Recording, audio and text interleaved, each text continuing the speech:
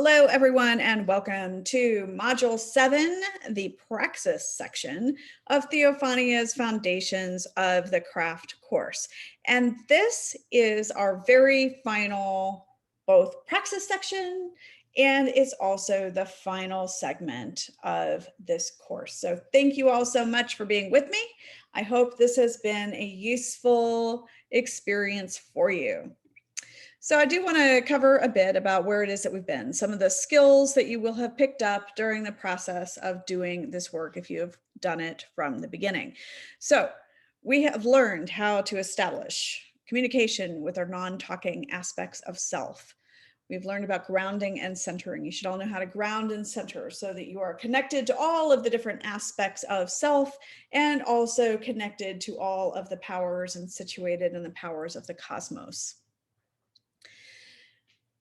You have learned some of the basics of how to purify both yourself and your space, and also how to do some basic protection for yourself, such as shielding, and for your space, such as warding. We have learned about sensing and shaping energy, and we have all learned at this point how to cast a circle, which is the most basic of the forms of containers for your magic. As part of that, we have also learned how to open portals and how to invoke or call in the elements and elementals to empower your magic.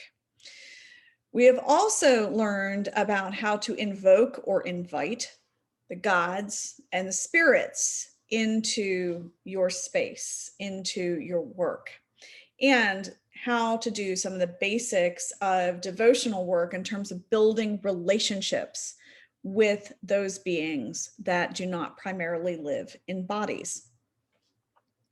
We've also learned quite a bit about how to work with natural cycles and have experienced some of the natural cycles and have thought about some of the various kinds of festivals and ways in which we move through time and how to use those in magic. In addition to that, we have learned the basics of spellcrafting and some of the art of the craft, so that you can create various forms of magical activities and spells to improve your life. And we've learned also a bit about high magic in terms of some of the things that would help you with spiritual evolution or in serving the greater good. Now, running actually throughout this course has been a fair bit of psychic development. I did not put that in as a separate thing because I think it actually has to run through everything, because every time I would tell you, connect with this plant, go do this, all of that is psychic development. So you've actually been doing a lot of expansion of your senses of awareness and communication. And all of those are also areas in which you can continue to develop, but that has been kind of a thread that has been running throughout. And in addition to that, I hope that you have now had some experiences that would give you a different way of understanding and participating in a magical worldview that are not just completely theoretical. So, like I said, what I was going for was an experiential approach to what it is like to have a magical worldview. And then I also hope, running throughout all of this, that we have been working on our growth orientation. Because in the very first module, we talked about Carol Dweck, and we talked about the trait-based versus growth-based mindset. So we've been trying to move ourselves and to reinforce a growth-oriented mindset that leads us in an appropriate way through spiritual evolution. You really can't have spiritual evolution if you don't believe that you are capable of growing. So my hope is that through the process here, as we're doing more experimenting and we're doing more experiences, that you have strengthened your growth mindset and your growth orientation towards reality. So in this particular module, we're going to do 3 different things. First of all, and you're going to have some assignments. We're going to do some reflection. I have some questions for you that I'm hoping that you will take a few moments and journal. And another thing that we're going to do is to ask you to create an outline for what your personal practice might look like going forward, and then to create a ritual. So if you are actually taking the actual class with me, I am hoping that by the end of this, what you will do as a group is that you will collectively design a ritual. So let's go ahead and move forward though. So the reflection questions. I'm going to encourage you to either hit pause or write these down and spend some time actually thinking about and journaling on these different questions. And this is completely for you. There's no right or wrong answers, but I think it's really important to take some time and to think back and to help you integrate some of what it is that you've gone through, because I've given you a lot of work to do. And, we also, of course, are in all sorts of very complicated worldly circumstances. And so sometimes it's actually really easy to have a lot of growth or have certain things that we then don't fully integrate because we haven't taken the time to step back and allow them to fully go through all the levels of being, including making sense of it in a way that comes to our talking self. All right, so reflection question number 1, and pause if you need to, but how have you grown during the course of this work, during the time in which we've been in this class together? How have you grown? And so you can hit pause. Reflection question number 2. What is at least one way that you want to change your life in light of what you have learned during this time in which you have been going through this course? And again, please hit pause. Reflection question number 3. What is an area of future growth that you want to pursue? Hit pause. Reflection question number 4. What was an unexpected obstacle that you discovered in yourself? Hit pause. And by the way, I should say we all have these. Reflection question number 5. What brought you the most joy? So that really should say what brought you the most joy, but I was thinking about the first person. So again, hit pause. All right, so now hopefully you have some things that you can think through and kind of consider that will actually help you in some of the later work that we have here.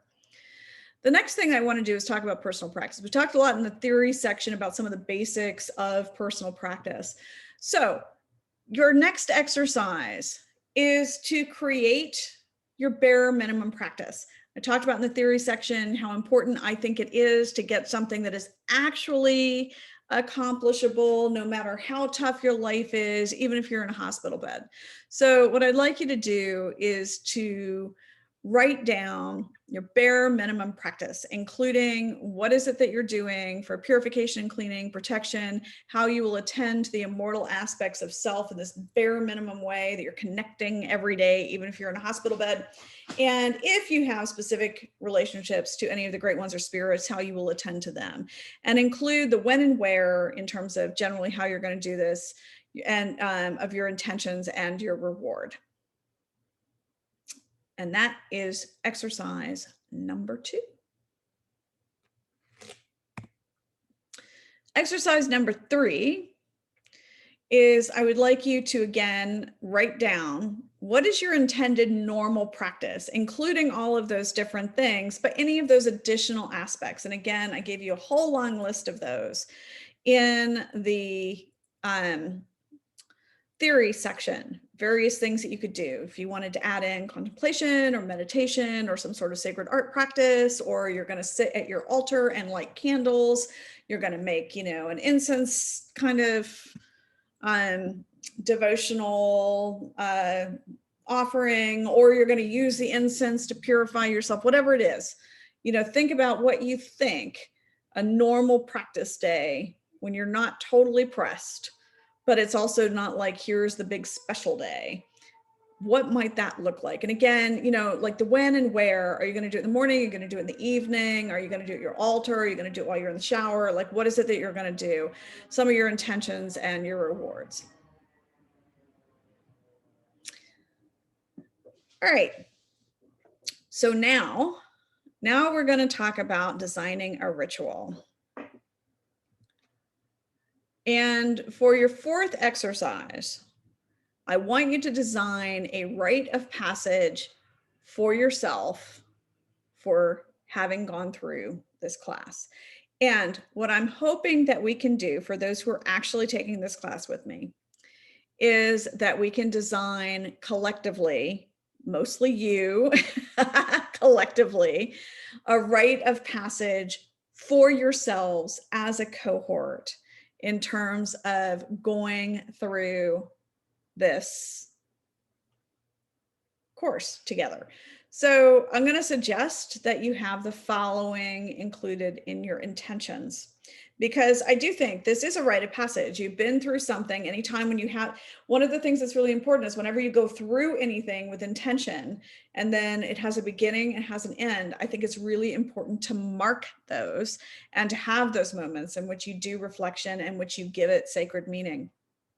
So I would like for your intention for you to figure out some way collectively, or if you're doing this alone individually, where you can celebrate whatever growth it is that you've had, that you can share gratitude for any spirits who aided you, if there were any spirits who aided you, that you can work to stabilize anything that you want to stabilize. So anything where you have like a particular area of growth that you're wanting to really integrate and stabilize, this is an opportunity for you to include that into your ritual intentions, and that you also set yourself up well for integration and for further growth after this course. Because like I said, this is entire intention here is to give you a foundation that you can then build on. So even if you are no longer ever going to do anything with paganism, hopefully this is giving you something where you have a foundation for some sort of further growth that is meaningful to you. Even if that is just something like, I want to continue to build a growth mindset. That is a really important thing from the perspective of both being a healthy, happy human, but also from this perspective of spiritual evolution. So whatever that is.